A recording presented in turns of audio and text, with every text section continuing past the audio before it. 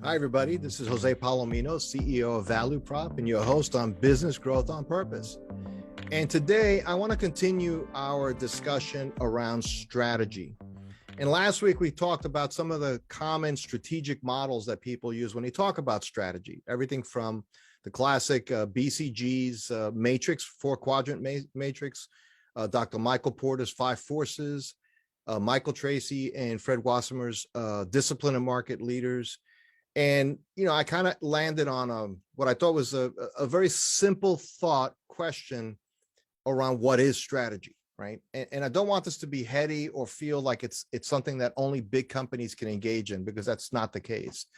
But the thought is that you have to make decisions around people, processes, and resources to accomplish your big goals. So that's the big idea behind what is strategy, right? If you think about it, and I'm sure if you're listening and you say, I studied strategy, and that's not the definition for strategy, it's something else. That's fine. It could be anything from a model I learned in my MBA program. Excellent professor explained strategy from the point of view of how do you create value creation? How do you capture value, right? How do you create value for your customers? How do you capture it? So it's a lot of ways to look at it. And it's kind of like saying, how do you appreciate a sculpture? There's so many things, including learning to sculpt. So I want to keep this at a point where you can actually take some action items out of this. So I just want to do a brief episode today to set the stage of what is the purpose of this? Like, why do you need it? And let me kind of use the illustration of somebody's running a small town pizzeria. And they've been running it for 10 years, 20 years. It's been in the family, does $500,000 top line. They're able to pull $150 out of it every year after year. Life is good. No need for strategic thinking there, perhaps. Or at least they think, because it goes year after year. It's pretty dependable. Recessions, maybe COVID took a slight hit, but then it got back. They did a lot of takeout anyway, takeout and delivery. So no problem there. The however part is this: what if the community is changing? A lot of development, new people coming in. How are you going to reach them? What if you actually have a nice niche business and some other entrepreneur says, well, gee, they seem to be doing pretty well. I'm clocking lots of pizzas coming out of there. What if competitors come in? Or what if people's tastes change? Generationally, people change. A lot of people are moving towards vegan lifestyle, so they don't want cheese, melted cheese. And so, yeah, you can do tofu or some other, plant-based substitute for cheese, but maybe that needs a different oven temperature, different oven treatment, different timing. So there's an operational concern.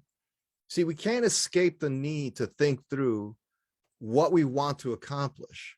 So you'd ask that pizzeria owner, well, do you just want to run this until it's not making money anymore? Do you want to sell it one day?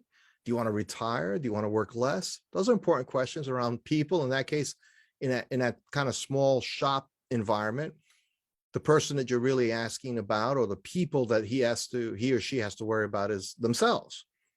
If it's a little bigger, let's say it's a print shop, which has gone through a lot of competitive pressures in the last 10, 15 years, as people do a lot more self-service. There's a lot more 24-hour services online.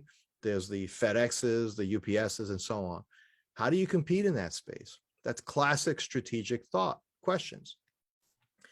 The last 2-3 years, there was a point where it looked like an existential threat to all things industrial manufacturing. And then there's been this boom in the last 18 months. But what I'm hearing and talking to people, interviewing people all the time, is the new orders are stretching resources. So they have to run a lot more overtime. They're having a harder time, as we all know, finding people to do the work. So expenses are growing faster than sales. So you have this nice top line, but then the OpEx is crossing that line.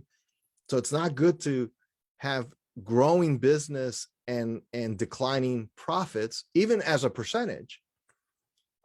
Maybe they're not even getting the right new customers, but they're so busy servicing the ones that are maybe the historic customers. And you should service your historic customers, of course. And there's a whole strategy around that, growing your customers, thinking about that.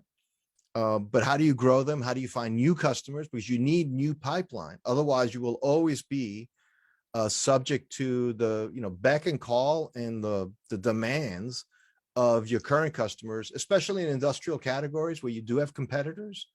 Margins are always going to be squeezed, and if you're selling to very large companies as part of your mix, then you're probably always dealing with the fact that every year or every 6 months, there's a new procurement head, a new procurement person managing you and asking for more discount. And you're thinking, wait a second, we served you so faithfully for 10 years. Doesn't that count? Not so much. We helped you during the supply chain crunch right after COVID. Doesn't that count? Yeah, so we're talking, but doesn't count that much. And it's not going to keep your margin safe. Only new business pipeline can help protect you there. And then thinking about growth, if you're 40% customer concentrated in a Fortune 500 customer, and sales have gone up 20-25% in the last 18 months, so you're thinking that's great, but it changed your concentration ratio from 40% to 52%. You've actually directly and negatively impacted your valuation prospects. So unless you plan on running your business until you drop dead, that's something to really be thinking about. So all of these things are, and that's just a sampling of what are strategic questions. What do you want your business to be? So next time we get together, I'm going to spend some time on building out goals, 4 simple goals. You could have many other goals. You could have goals for a better company culture. You can have goals for new product development. There's a lot of goals you might have, but I'm thinking of 4 particular goals that once you shape those goals, you actually have a real shot at developing a strategy that can actually help bring those goals to fruition. And not just let things happen, but instead plan your business growth on purpose. And yeah, that's intentional, but it's a really important thought, and one that we live by here at Value Prop, and one that I try to, when I interview folks from all around the world, experts in all areas around strategy, marketing, sales, I always want to bring that thought out, how to be intentional. You also know, if you've listened to me for any length of time, that I know that things beyond our control. There are meta things happening in the world. It's like controlling the weather. You can't control things to that level of detail. And if you're a smaller company, you have even less control. However, the better metaphor to use there is sailing. And I grew up in New York City, so I'm not a sailor, but I've been on sailboats. And the point is, you can't control the vast ocean. It's too big. The weather patterns, all of that, all beyond your control. All you can control is how you navigate, how you manage your vessel.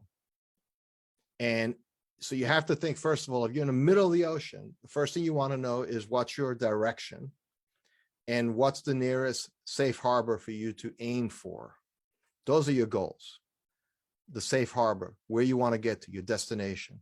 Then your navigation is figuring out where are you now, and then thinking through what are the things you have to do to get there. And that's what we're talking about in the next couple of weeks. Also, listen to our show. Subscribe to us on Apple, on Google, on Spotify, or just come back to our website, to our podcast on valueprop.com. And you can see our episodes as well. They're also on YouTube.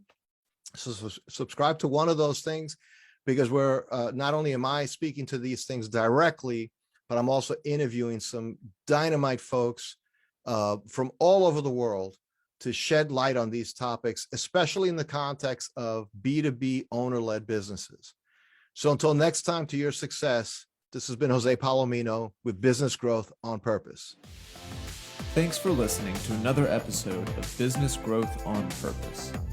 If you like the show, hit subscribe and leave us a review to help other people find the podcast. And if you're ready to take the next step in driving intentional growth for your business, come check out what we're doing at valueprop.com. We've developed industry-leading programs and systems to help B2B owners take control of their growth. Until then, thanks for listening to another episode of Business Growth on Purpose.